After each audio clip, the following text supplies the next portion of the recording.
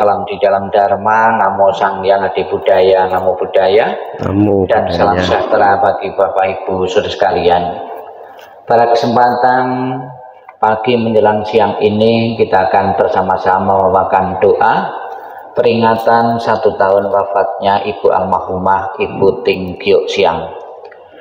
Apabila dalam jangka waktu 1 tahun ini arwah beliau belum menempati alam surga bahagia, belum menikmati ketenangan, kedamaian, dan kebahagiaan dengan kekuatan doa, dengan kekuatan kebajikan yang pernah ditanam beliau semasa hidupnya, dan dukungan dari semua dan dari atas nama keluarga mempersembahkan sajian makanan maupun sarana lain, semoga membantu perjalanan arwah menuju alam yang lebih berbahagia. Dan setelah terakhir di alam bahagia, alam surgawi, memberikan doa restu kepada keluarga yang ditinggalkan untuk selalu bisa melanjutkan perjuangan dan harapan-harapan hidup yang belum sempat terwujud. Marilah dengan penuh bakti dan hormat kita bawakan doa peringatan 1 tahun ini. Untuk mengawali pembacaan doa, marilah kita bangkit berdiri. Pertama, hormat kedua, hormat ketiga. Buku puja baktinya dibuka halaman. Kita bawakan dulu persembahan air halaman 3. Yang cece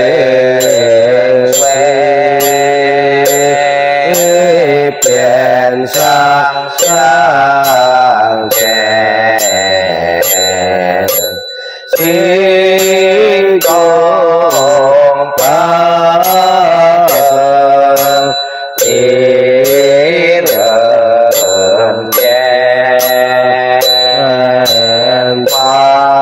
thế quang vô thiên ni quên yêu thiên ô yên hồng yên phật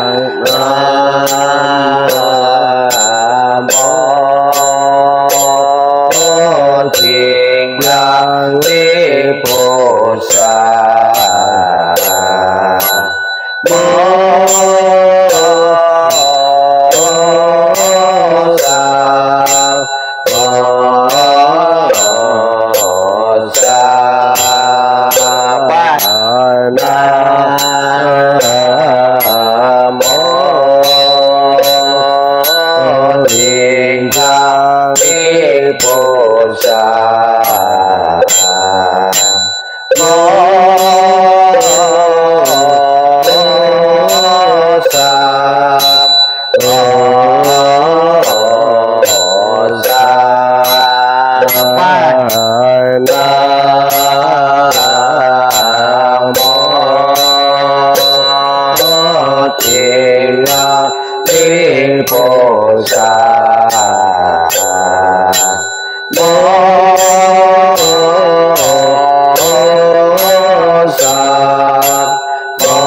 Sát Bồ Sát. Persembahan itu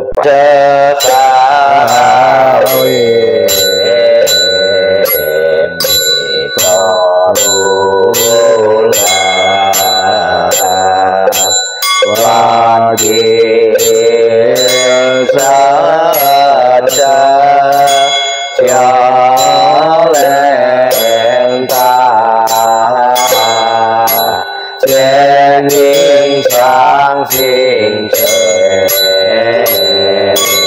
Pase Ongka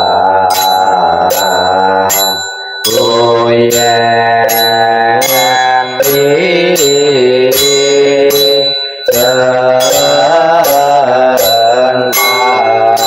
Namo Den Gawe Pusat Mosan Namo Den Gawe Pusat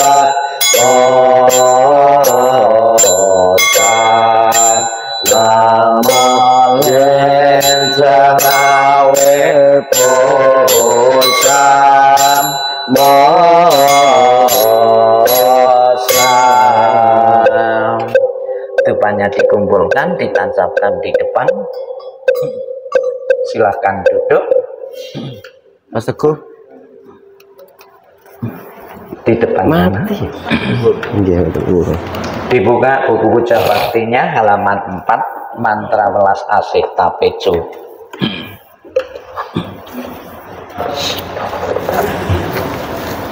Halaman 4. Namo Sivang Celintasa Amitabha. Namo Sivang Celintasa Amitabha.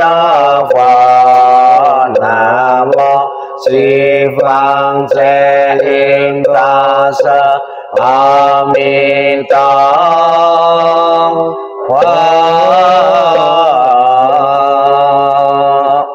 Namo Tapekwansa Imbosa.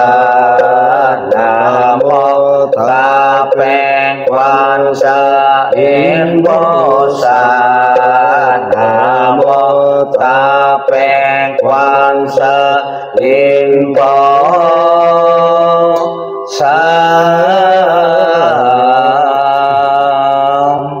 Namo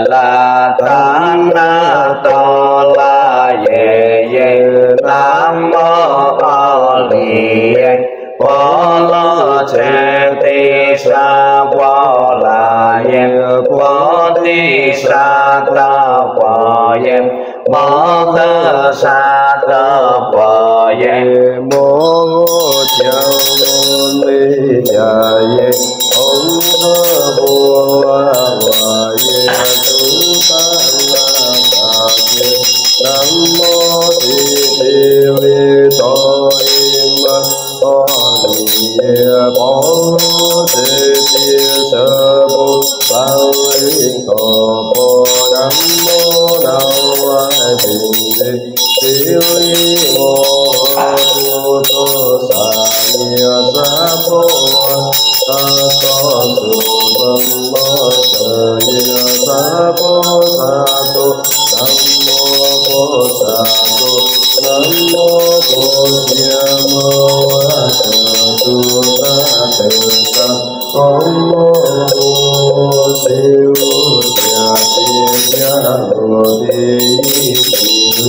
Moho Sidato Sapo Sapo Mola Mola Mosi Mosi Litoye Siu Siu Kime Tulu Tulu Asayeti Moho Asayeti Tola Sili Sayu Aye Tewa Tewa Momo Mola Mutili Isi Isi Sena Sena Sila Sena Vula Seli Wasa Wasa Vula Seli Mola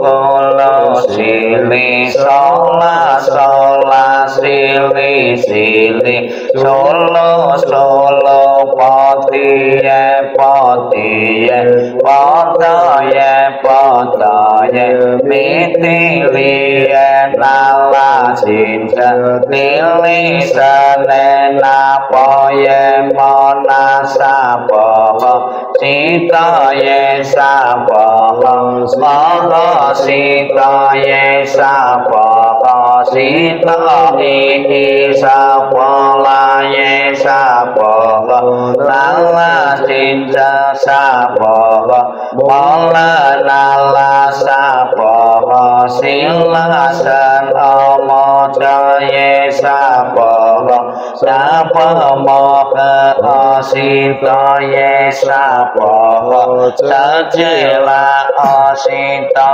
yesa poho moga moja sita yesa poho lala cinta bojala yesa poho moga lisan jela yesa poho namo hola tanang dola ye namo oliye bolo ceti sepola ye sabo om sinten dumantola potra ye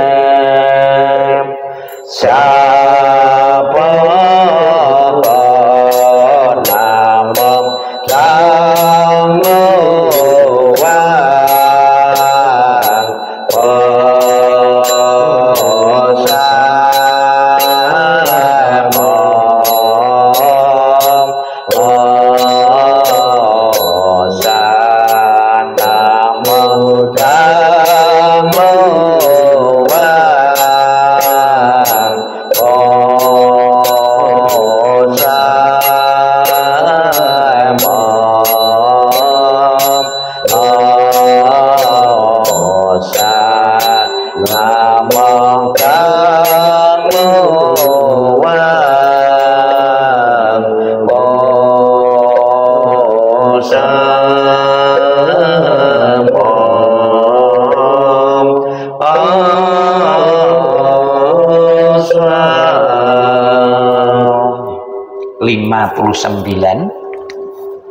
mantra memperbanyak makanan atau persembahan makanan untuk leluhur.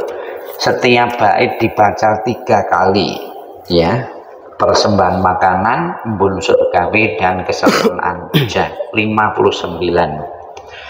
Namo sawandang yeta wala ceti om sampole sampole gom namo sawandang yeta wala ceti om sampole sampole gom namo sawandang yeta wala ceti om sampole sampole gom namo suboye tanda ye toye padasam om sulu sulu pola sulu sababam namo sulu poye tanda ye toye padasam om sulu sulu pola sulu sababam namo sulu poye tanda ye toye padasam om sulu sulu pola sulu sababam om yeyenan sambawa wanjilahum om yeyenan sambawa wanjilahum om yeyenan sambawa wanjilahum.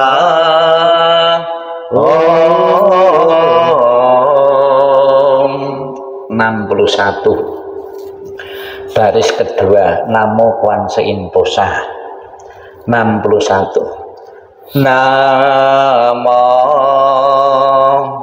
Kwan Sein Posah namo Kwan Sein Posah namo Kwan Sein Posah namo tassa posah namo tassa posah namo tassa posah namo ching ching tangan posah namo ching ching tangan posah namo ching ching tangan posah.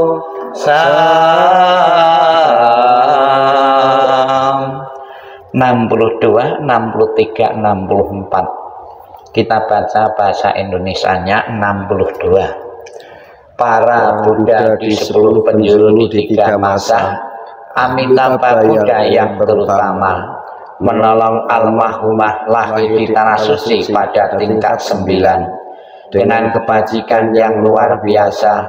Kini aku berlindung sepenuh hati, bertobat atas kesalahan yang dilakukan pikiran, ucapan, dan perbuatan. Setiap ada kebajikan yang terkumpul, dengan tulus kulimpahkan jasanya. Semoga bersama umat sedharma selalu mendapat berkah mulia. Menjelang meninggal alam surga Sukawati dengan jelas nampak di mata.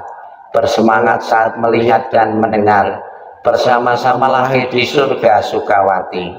Bertemu Buddha dapat hentikan samsara, seperti Buddha menolong semuanya, memutuskan semua kilesa, derita, loba, dosa, moha. Dengan belajar dhamma yang tiada tara, bertekad menolong semua makhluk, dan bertekad mencapai Buddha marga. Alam semesta ada batasnya, namun tekadku tak ada taranya. Semua makhluk berjiwa maupun tidak, bersama-sama sempurnakan semua kebijaksanaan. Para Buddha di 10 penjuru di 3 masa, semua bodhisattva mahasatwa, semua bodhisattva mahasatwa, maha prasnya paramita. 68 titik-titik kita isi dengan nama beliau, kita baca bahasa Indonesianya.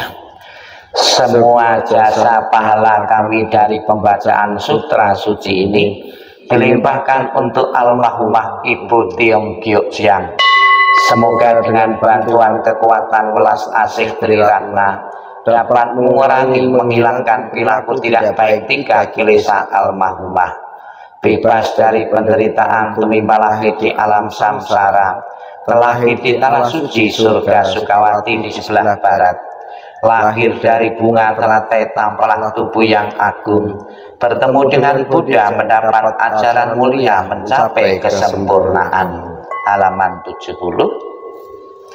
Ikrar suci ke-18 Amitabha Buddha, kita baca bersama. 70. Jika aku telah mencapai anuttara samnya sambodhi, makhluk-makhluk yang berada dalam 10 penjuru alam ada melakukan kebajikan 6 paramita, mengulang-ulang namaku siang dan malam dengan batin terpusat, ingin terlahir di tanah suciku. Saat meninggal dunia, aku dengan para bodhisattva akan menjemputnya. Dalam seketika dapat terlahir di tanah suciku surga Sukawati. Bila tidak, maka biarlah aku tidak mencapai anuttara samnya sambodhi. 55 dan 56. 55 dan 56. Mohon berdiri.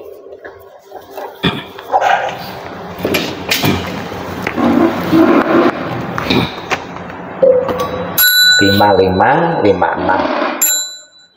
Amitabha Santi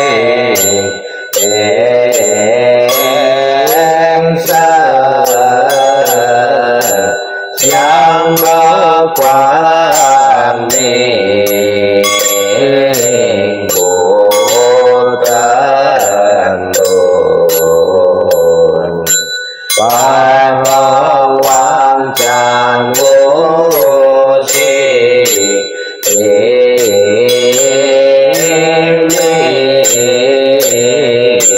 kamu cantik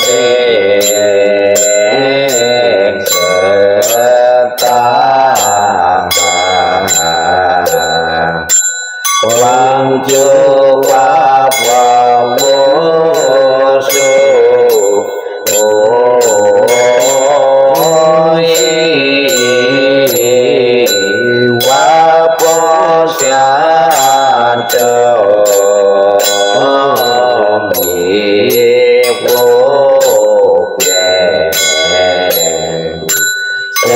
siapa yang cocok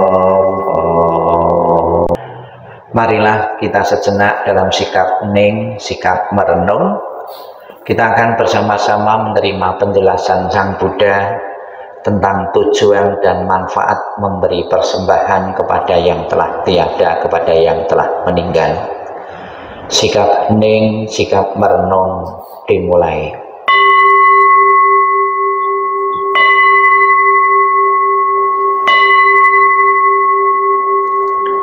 Inilah yang disabdakan oleh Sang Buddha.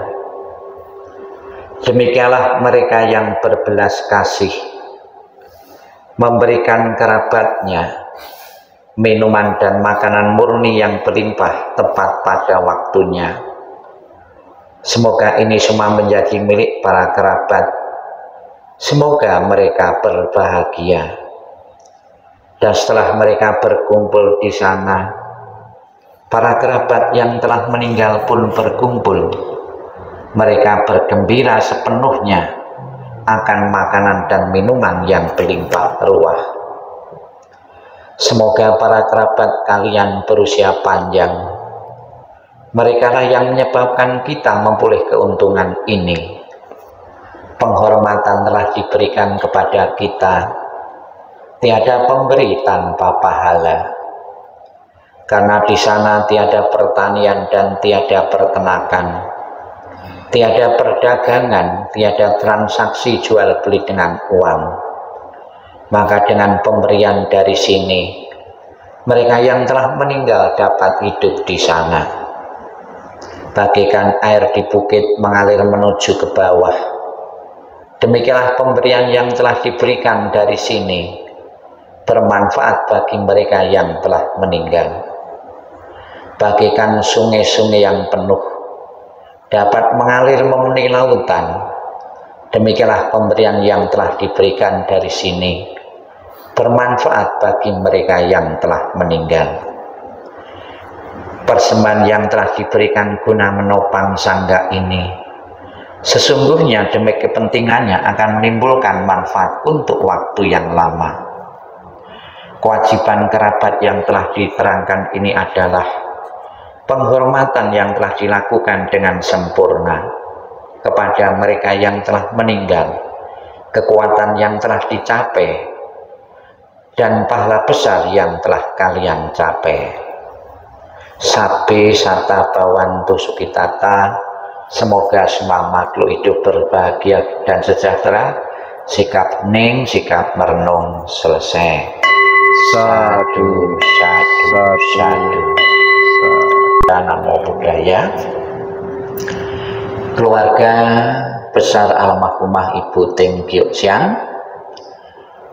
Sang Buddha pernah mengatakan sekalipun umur kita itu diperpanjang sampai 100 tahun atau 1 abad, waktu hidup kita itu tidak pernah akan cukup untuk membalas budi seorang ayah maupun seorang ibu. Sekalipun diperpanjang sampai puluhan tahun, 1 abad itu kan cukup lama, tidak pernah akan bisa membalas, tidak pernah akan bisa mengembalikan jasa-jasa kebaikan dari seorang ibu untuk anak-anaknya. Maka peringatan-peringatan kepada orang yang telah meninggal sebagai salah satu cara Sang Buddha mengajarkan, sebetulnya bukan dari zaman Sang Buddha saja, jauh sebelum ajaran Buddha itu disabdakan, diajarkan, di India sana itu sudah ada tradisi-tradisi, kebiasaan-kebiasaan keluarga-keluarga mengirim doa, menyembayangi leluhur-leluhur yang telah tiada. Dijelaskan tadi apa yang saya baca itu dilatar belakangi peristiwa yang pernah juga terjadi di India sana. Di India sana itu ada beberapa cara penanganan orang yang meninggal. Ada kalau orang-orang yang mampu secara ekonomi, kalau keluarganya meninggal, itu penanganan akhir itu dikremasi atau dibakar. Itu bagi mereka yang mampu, karena mungkin untuk beli sarana-sarana bakar itu kan perlu modal, perlu uang. Itu dikremasi. Kemudian setelah dikremasi, abunya itu ditaruh ya, ada disimpan ya. Nah, tempat menyimpannya itu terinspirasi itu dari tempat burung merpati ya, burung dara. Maka dikasih kotak-kotak itu aslinya dulu itu tempat tinggalnya burung dara ya. Itu kemudian diganti dengan abu. Keluarga-keluarga yang ingin mengingat dari leluhurnya itu dengan pai-pai atau menyembayangi sisa kremasi tersebut ya. Itu yang orang mampu. Kemudian ada golongan menengah ke bawah. Itu kalau orang mati karena tidak punya biaya, ditaruh saja di kuburan ya, dan tidak ditanam juga karena perlu biaya juga, ditaruh saja.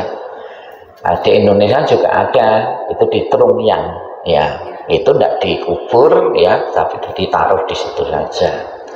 Keluarga-keluarga yang merasa pernah menaruh kubur ya jasad orang tuanya di situ, kalau ingat orang tuanya hari-hari tertentu itu datang ke tempat kuburan dengan memberi persembahan.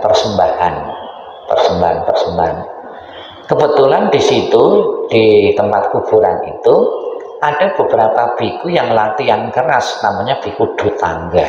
Biku ini hidup dari persembahan, bekas-bekas persembahan dari orang meninggal itu dimakan oleh para biku. Dia bisa masih hidup. Kalau makanan di kuburan itu tentunya ada yang dari daging, ada yang dari food vegetarian dan sebagainya. Saya pun tinggal di hutan, para biku itu secara fisik gemuk-gemuk ya, sehat-sehat. Bahkan ada isu juga biku-biku makan bangkai-bangkai, makan sisa-sisa itu orang dikubur itu ya. Bahkan sampai sekarang di sana ada satu suku Agori, itu juga makan ya sisa dari orang-orang yang telah meninggal. Kalau pada umumnya kan merasa jijik ya, tapi sebetulnya hampir sama juga dengan manusia, dengan kita. Kalau mereka itu makan bangkai manusia, kita itu makan bangkai ayam ya gitu. Namun mereka melalui perenungan, suatu saat nanti saya pun juga akan mengalami nasib yang sama dengan orang yang saya makan ini. Beda dengan kita, di saat kita mengkonsumsi daging ayam, gerame, pernah tidak perenungan gitu, suatu saat nanti saya juga akan mati seperti ayam yang saya makan ini. Ternyata ada gunanya perenungan-perenungan itu ya. Bahkan perenungan orang mati itu di Butan itu menjadi bangsa yang paling bahagia, karena kesehariannya itu merenungkan tentang kematian. Orang merenungkan kematian itu mungkin pikiran biasa kan identik dengan pesimis ya, tidak pernah optimis. Tapi justru dengan suatu saat nanti saya akan mati, dia akan membekali dirinya dengan kebaikan-kebaikan itu. Kalau ingat mati, maka kalau orang-orang jahat itu diingatkan, kamu suatu saat nanti akan mati, dipertanggungjawabkan perbuatanmu itu ya. Kemudian ada beberapa biku kembali di kuburan tadi, itu mengambil sisa seperti kremasi itu, makanan-makanan persembahan itu ya. Kemudian ada keluarga-keluarga yang menaruh persembahan makanan itu komplain, kok para biku persembahan saya di kuburan kok diambili para biku. Nah, komplain sampai terdengar di telinga Sang Buddha bikin ketentuan, para biku hanya boleh makan setelah makanan itu dipersembahkan. Maka ada juga belakangan yang berguna dan bermanfaat bagi leluhur, itu bukan makanan fisiknya ya, tapi hasil persembahan dari makanan yang dipersembahkan para umat kepada para biku. Secara kasat mata, makanan-makanan yang dipersembahkan kepada leluhur itu tidak berkurang, tidak ada, juga terbukti sampai selesai acara ini juga jumlahnya 5 tetap 5, kuenya juga tidak pernah dadar. Dalam agama Buddha dimaknai yang berguna dan bermanfaat bagi leluhur bukan makanan fisiknya, tapi jasa kebaikannya itu. Orang lain yang masih hidup itu berbuat baik, itu akan membuat kondisi bahagia arwah. Dengan kondisi bahagia arwah yang dimiliki, mendorongnya untuk telah di alam bahagia. Namun secara tradisi makan makanan persembahan itu yang dimakan bukan utuh, tapi sari patinya Ini ada yang membuktikan hasil persembahan makanan itu, sajian itu kalau dimakan rasanya hambar, anyep ya. Namun saya bisa menjawab kenapa kok rasanya anyep, itu bukan masalah saripatinya, karena diperciki dengan air ya. Lebih-lebih makanan yang misalnya saja dari sayur atau dari nasi itu pasti anyep, kalau yang ada kulitnya ya mungkin tetap juga. Dan sebelum pernah ada yang membuktikan juga sebelum dipersembahkan itu rasanya seperti apa, setelah dipersembahkan rasanya apa. Ada yang buktikan kan enggak juga kan? Cuma pandangan umum sugestinya kalau makan hasil persembahan leluhur itu rasanya anyep. Ada juga sugesti, kemarin saya pulang ke rumah dapat nasi dari peringatan orang meninggal tetangga. Saya mau minta, kakak saya bilang jangan makan karena habis sakit. Biasanya makan hasil persembahan leluhur itu bikin sakit. Ada juga sugestinya seperti, sampai sekarang pun juga ada yang tidak berani makan itu. Saya pernah tanya orang tua, kenapa kok bisa? Karena makan itu sisa bangkai.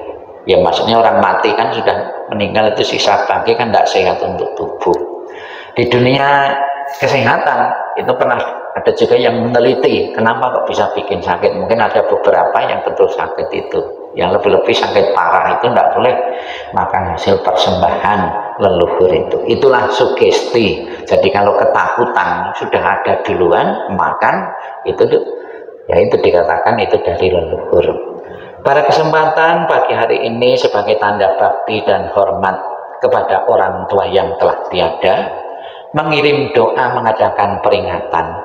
Secara pasti kita memang tidak tahu, saya pun rohaniwan tidak tahu leluhur yang kita doakan saat ini berada di alam yang menyenangkan atau membuat yang menderita. Tidak tahu secara pasti. Kegiatan pembawaan doa adalah kegiatan antisipasi, berjaga-jaga. Kalau seandainya leluhur kita telah di alam penderitaan, pasti orang pertama yang akan menolong adalah anak-anaknya, keluarganya. Menolongnya dengan cara apa? Yaitu dengan doa. Sebagai simbol baktinya dengan apa? Dengan persembahan-persembahan ini. Toh nanti yang makan juga yang hidup, bukan yang meninggal. Semangat untuk berbakti, semangat untuk mendoakan orang tua yang sedang susah, seandainya telah di alam penderitaan, sampai mati-matian pun kita akan bela bagaimana orang tua kita terentaskan di alam bahagia. Lebih-lebih Bapak Ibu, kita juga memohon kepada Buddha Amitabha. Di dalam janjinya tadi yang ke-18, Buddha Amitabha mengatakan, barang siapa menyebut namaku, mengulang namaku dengan penuh keyakinan siang dan malam, dan orang tersebut memiliki kebaikan-kebaikan, maka apabila meninggal akan dijemput dan ditaruh di alam surga sucinya. Agama apapun, suku bangsa apapun, saya yakin hidup bahagia sejahtera di dunia ini, panjang umur, kalau mati masuk surga. Itu menjadi harapan setiap orang. Semoga dengan peringatan 1 tahun Ibu almarhumah Ting Gyok Siam, keluarga yang memperingati saat ini merasa lega dan puas karena bisa menunaikan kewajiban seorang anak, mengirim doa, mengirim pelimpahan jasa, atau ada lagi di tempat lain itu mengirim pahala kebaikan atas nama beliau. Semoga mengkondisikan arwah beliau untuk telah di alam bahagia, alam surga. Setelah telah di alam bahagia, memberikan doa restu kepada keluarga yang ditinggalkan, selalu mempunyai kekuatan untuk melanjutkan perjuangan dan harapan-harapan hidup yang belum sempat terwujud. Sadu, sadu, sadu.